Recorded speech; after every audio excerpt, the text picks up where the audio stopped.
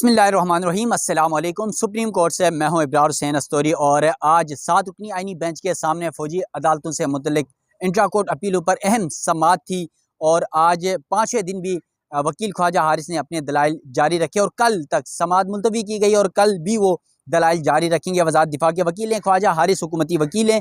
ताहम आज की समाअत में दिलचस्प रिमार्क्स देखने को मिले हैं, ख़ास तौर पर नवाज शरीफ के हवाले से और भारतीय जासूस कुलभूषण यादव के हवाले से, मिलिट्री कोर्ट्स में ट्रायल के हवाले से और फिर मुशर्रफ का तैयारा जो हाईजैक किया गया नवाज शरीफ के दौर हुकूमत में, उस हवाले से भी बड़े रिमार्क्स सुप्रीम कोर्ट की जानिब से दिए गए। और वहीं पर 9 मई के वाक़यात पर मुलविस जो मुल्ज़िमान थे उनके हवाले से भी जस्टिस हसन अज़हर रिज़वी ने बड़े अहम सवालात उठाए, जस्टिस नईम अख्तर अफ़गान ने अहम सवालात उठाए। आज की समाअत के बाद ऐसा लग रहा है कि सुप्रीम कोर्ट में जो केस का फैसला होगा या 7 में से 5-2 का या 6-1 का आने के इम्कानात आज की इस समाअत के बाद जो है वो बज़ाहिर नज़र आ रहे हैं। उनमें कौन कौन से जजेस फेवर में जा सकते हैं मैं आपको बता देता हूँ और कौन कौन से मुखालिफत में।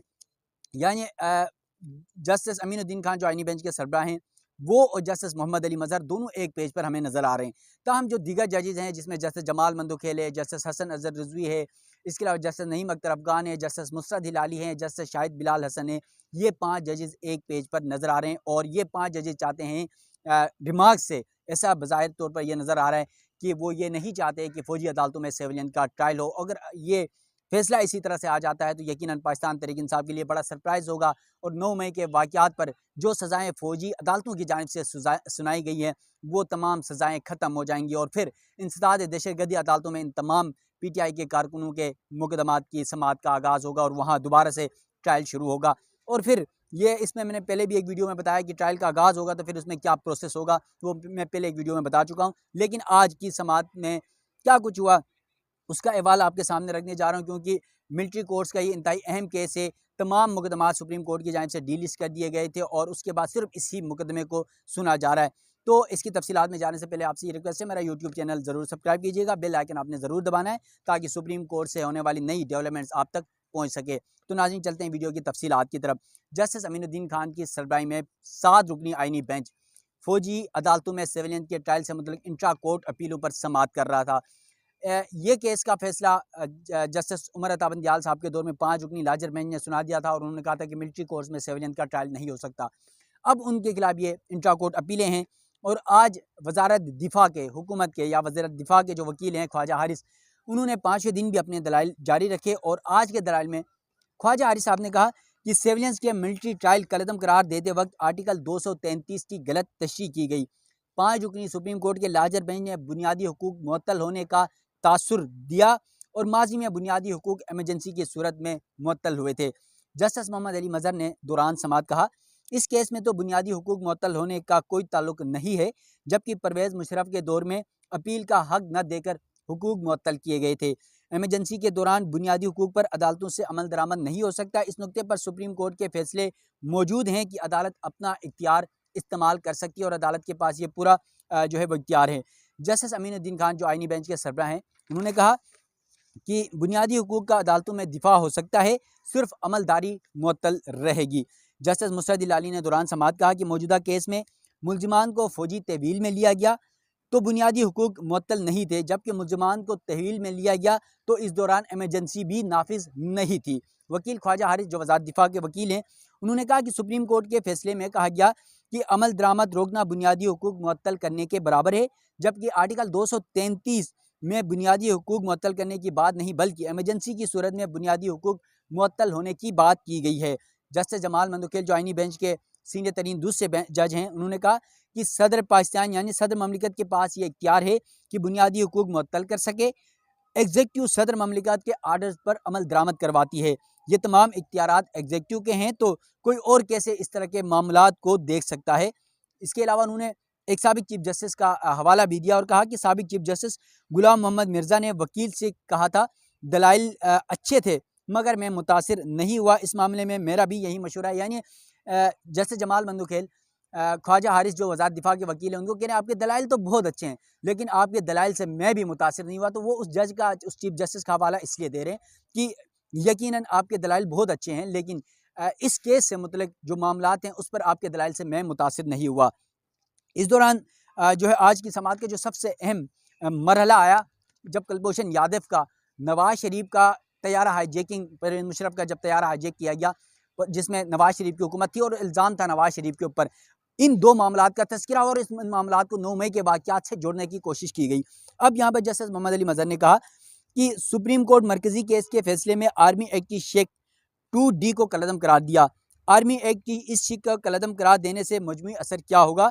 फिर उन्होंने कहा कि क्या अब कुलभूषण यादव जो भारतीय जासूस जिसको पाकिस्तान ने पकड़ा था, उसके हवाले से वो कह रहे हैं कि क्या अब कुलभूषण यादव जैसे मुल्क दुश्मन जासूस का भी मिलिट्री कोर्स में ट्रायल भी हो सकता है या नहीं हो सकता, ये बताएं। तो उस पर वज़ारत दिफा के वकील ख्वाजा हारिस ने कहा कि सुप्रीम कोर्ट फैसले से मुल्क दुश्मन जासूस का भी अब मिलिट्री ट्रायल नहीं हो सकता है। यानी इस तरह का सुप्रीम कोर्ट के 5 रुकनी बेंच का फैसला है कि अब अगर कोई जासूस हो, कोई दहशतगर्द हो, उसका भी मुकदमा आएगा तो वो मिलिट्री कोर्ट में नहीं चल सकता। इस दौरान जस्टिस जमाल मंदोखेल ने कहा, हम अपने प्रोसिक्यूशन के निज़ाम को मजबूत क्यों नहीं करते हैं? जस्टिस हसन अजहर रिजवी ने दिलचस्प रिमार्क दिए, कहा कि जेएचक्यू पर पहले भी एक हमला हुआ जिसमें शहादतें भी हुई। कराची में एक दहशतगर्दी की कार्रवाई में एक कोरियन तैयारे को तबाह किया गया और बहुत सारी वहाँ पर शहादतें भी हुई। उन तमाम मामलात का क्या हुआ? क्या उन मुकदमात को मिलिट्री कोर्ट्स में सुना गया या फिर इंसदाद दहशतगर्दी अदालतों में सुना गया? तैयारा साजिश केस में एक आर्मी चीफ बैरूनी दौरे पर थे, उनके जहाज़ को हाईजैक करने की कोशिश की गई। तो ये भी जस्टिस हसन अजहर रिजवी कह रहे हैं कि ये तैयारा साजिश केस ये वही मुकदमा है जिसमें परवेज़ मुशर्रफ बैरून मुल्क दौरे पर थे। वो आपको पता है कि आर्मी चीफ भी थे और सदर पाकिस्तान भी वो बने। तो जब वो वापस पाकिस्तान आ रहे थे तो नवाज शरीफ साहब वज़ीर-ए-आज़म थे और उनकी हुकूमत थी, तो उनका तैयारा हाईजैक करने की कोशिश की गई, उनका तैयारा लैंड न करने की जो है वो कोशिश की गई और उस पर बहुत बड़े इल्ज़ामात भी लगते रहे। तो इस तमाम तर मामले पर उस केस को यहाँ से जोड़ा जा रहा है कि क्या तैयारा साजिश केस के जो मुलजमान थे या उसके मुकदमे का क्या हुआ? क्या वो केस भी फ़ौजी अदालतों में चला, इंसदाद दहशतगर्दी अदालतों में चला? तो इस पर जस्टिस जमाल मंदोखेल साहब ने एक दिलचस्प रिमार्क दिया कि तैयारा हाईजैकिंग केस जो है वो महज़ एक इल्ज़ाम था। उसके बाद फिर जस्टिस हसन अजहर रिजवी ने कहा, इन वाक़यात में फ़ौजी तनसीबात पर भी हमले हुए, शहादतें हुई, ये तमाम मुकदमात कहाँ चलाए गए? हमें ऐसे वाक़यात का डेटा फराहम करें। ख्वाजा हारिस साहब को कहा, वकील जो वज़ारत दिफा के हैं उनको, कि आज से पहले जितने भी इस तरह के फ़ौजी तनसीबात पर हमले हुए या इस तरह के जो सयानियात हुए, शहादतें हुई, जो दहशतगर्दी के वाक़यात हुए, कि उनके मुकदमात कहाँ चले हैं, उसका हमें डेटा फराहम किया जाए। जस्टिस मुर्शद इलाली ने भी कहा कि केस मिलिट्री कोर्ट्स का वजूद का नहीं बल्कि इख्तियारात समात का है। कौन सा केस मिलिट्री कोर्ट में चलेगा, कौन सा नहीं चलेगा, इसकी तारीफ कैसे की जाती है? जस्टिस नईम अख्तर अफ़गान ने भी वकील ख्वाजा हारिस साहब को जो है वो थोड़ा-सा आड़े हाथ लिया और कहा कि आप सवालात की भरी हुई बास्केट लेकर जा रहे हैं, तो बेहतर है कि एक बास्केट में मेरे भी कुछ सवालात हैं, वो भी आप लेकर जाएँ। फिर जस्टिस नईम अख्तर अफ़गान ने कहा कि 9 मई वाक़यात में 103 मुल्ज़िमान के खिलाफ मिलिट्री कोर्ट्स में केस चला, बाकी केसेस इंसदाद दहशतगर्दी अदालतों में चल रहे हैं। ये तफरीक कैसे की गई कि कौन सा केस मिलिट्री कोर्ट्स में जाएगा और कौन सा केस इंसदाद दहशतगर्दी की अदालतों में चलाया जाएगा? मुल्ज़िमान को फ़ौज की तहवील में देने का इंसदाद दहशतगर्दी अदालतों का जो तफसीली फ़ैसले हैं, वो कहाँ पर हैं, हमें वो भी फराहम किया जाए। फिर जस्टिस जमाल मंदोखेल ने कहा कि किस जुर्म पर कौन और कैसे तय करता है कि केस कहाँ जाएगा और मुकदमा कैसे चलने हैं, कहाँ चलने हैं, इसकी तफरीक किन उसूलों पर और कौन करता है, उसकी तफसीलात भी बताएँ। और फिर उन्होंने कहा कि इंसदाद दहशतगर्दी अदालत से मुल्ज़िमान बरी हो रहे हैं और फ़ौजी अदालत से सज़ाएँ हो रही हैं। क्या फ़ौजी अदालतों में कोई ख़ास शवाहिद या सबूत फराहम नहीं किए जाते हैं? इंसदाद दहशतगर्दी अदालतों को मजबूत क्यों नहीं बनाया जाता? अदालतों ने फैसले तो शवाहिद देख कर ही करना होता है। फिर जस्टिस हसन अजहर रिजवी ने कहा, क्या 9 मई वाक़यात दहशतगर्दी से ज़्यादा संगीन मजरिम है या जुर्म है जो उनका ट्रायल फ़ौजी अदालत में हो रहा है? अच्छे तफ्तीशी अफसरान और प्रोसिक्यूटर रखें तो अदालतों से सज़ाएँ भी हो सकती हैं। इस दौरान एडिशनल एडवोकेट जनरल पंजाब जो हैं वो अदालत के सामने पेश हुए, क्योंकि सुप्रीम कोर्ट की जानिब से गुज़िश्ता रोज़ 9 मई के जो मुल्ज़िमान फ़ौजी अदालतों से सज़ाएँ पाने के बाद उनको सिविल जेलों में मुंतकिल किया गया था। तो पंजाब की जेलों के हवाले से एडवोकेट जनरल पंजाब से पेशरफ रिपोर्ट मांगी गई थी और इसमें इमरान खान के जो बांजे हसानुल्लाह नियाज़ी, उनके वालिद नियाज़ुल्लाह नियाज़ी साहब ने शिकायत की थी कि जो है वो उनको मिलने के हवाले से बड़ी तहफ़्फ़ुज़ात हैं। इसके अलावा वहाँ पर आइसोलेशन में रखा जा रहा है, फिर उनको खुले बाहर लान में नहीं जाने दिया जाता। तो इन तमाम तर मामलात पर तफसीली रिपोर्ट मांगी गई थी, तो आज वो तफसीली रिपोर्ट भी उन्होंने अदालत के सामने रखी।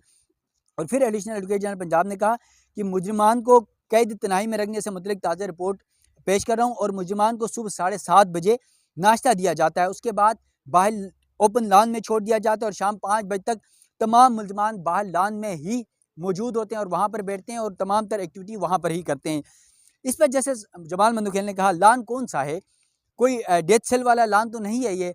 उस पर अदालत में भी वैसे कह के लगे, लेकिन उन्होंने कहा ऐसा नहीं है, क्योंकि वो वाला लान नहीं है जो आपने देखा है। जैसे जमाल मंदुखेल साहब को एजी ने कहा, जो एडिशनल एडवोकेट पंजाब हैं, और कहा कि जेल में जो है वो जहाँ पर बाहर ये लोग आते हैं माजरत के साथ, वहाँ पर टक शॉप है जहाँ से मुल्ज़मान या मुजरिमान जो हैं वो चाय भी पीते हैं, कॉफ़ी भी पीते हैं और उसके अलावा दीगर एक्टिविटीज़ भी करते हैं। और फिर उन्होंने ये भी कहा कि मुल्ज़मान को घर से मैट्रेस और कंबल भी फराहम किए गए हैं। तो इस बात पर जो नियाज़ुल्लाह नियाज़ी साहब हैं, एहसान नियाज़ी के वालिद, उन्होंने कहा ये तमाम सहूलियात तो जो है वो फ़ौज की जब तहवील में थे तब भी तो फराहम की, वहाँ पर भी फराहम की जाती थी, ये तो कोई नई बात नहीं है। जो दीगर मुल्ज़मान को जो जेल मैनुअल के हिसाब से वहाँ पर सहूलियात फराहम की जाती हैं वो क्यों नहीं की जाती हैं।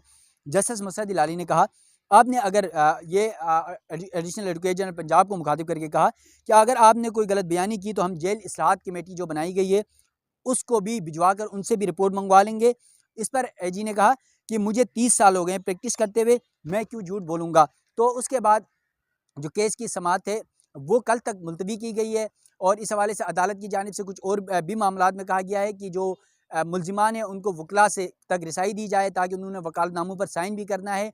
और इस तमाम तर मामले पर कल फिर ख्वाजा आरिफ साहब के दलाइल होंगे, और अब जब उनके दलाइल मुकम्मल होंगे, कल जुम्मा है, लास्ट डे है वीक का, उसके बाद फिर मुमकिन तौर पर यह लग रहा है कि अगले हफ्ते तक ये केस जाएगा। और अगले हफ्ते क्योंकि जो दीगर वकला हैं जिसमें साबिक चीफ जस्टिस जवाद ख्वाजा साहब के वकील अहमद हुसैन के दलाइल होने, इसके अलावा बैरिस्टर एतजाज़ हसन के वकील लतीफ़ खोसा साहब हैं, इसके अलावा सलमान अकरम राजा साहब हैं और दीगर वकला हैं, ये तकरीबन 37 से 38 दरख्वास्तें हैं। तो इन तमाम के जो वकला हैं उनमें से बेशतर वकला तो जो है दूसरे वकीलों के दलाइल जो हैं वो इंटेक्ट कर लेंगे। लेकिन उसके बावजूद कल का जो दिन होगा इंतहाई अहम होगा। ख्वाजा आरिफ साहब मुमकिन तौर पर अपने दलाइल मुकम्मल कर सकते हैं। तो देखते हैं कि ये मुकदमा इंतहाई अहम मराहिल में दाखिल हो चुका है और अगला हफ्ता इंतहाई अहम है। तमाम जो मुकदमात हैं आइनी बेंच के वो डील लिस्ट करके पिछले 2-3 दिन से ये मुकदमा सुना जा रहा है। तो अगला हफ्ता भी देखते हैं कि इस केस में क्या पेश रफ्त आती है। और सबसे बड़ा सवाल आज भी वही है कि क्या फ़ौजी अदालतों में सिविलियन का ट्रायल हो सकता है या नहीं हो सकता है। आखिरी नज़र अब सुप्रीम कोर्ट के आइनी बेंच के सामने होगी। नाज़रीन, मज़ीद जो भी डेवलपमेंट्स होगी इस हवाले से भी आप नाज़रीन को आगाह करूँगा। मुझे दीजिएगा इजाज़त। अल्लाह हाफ़िज़।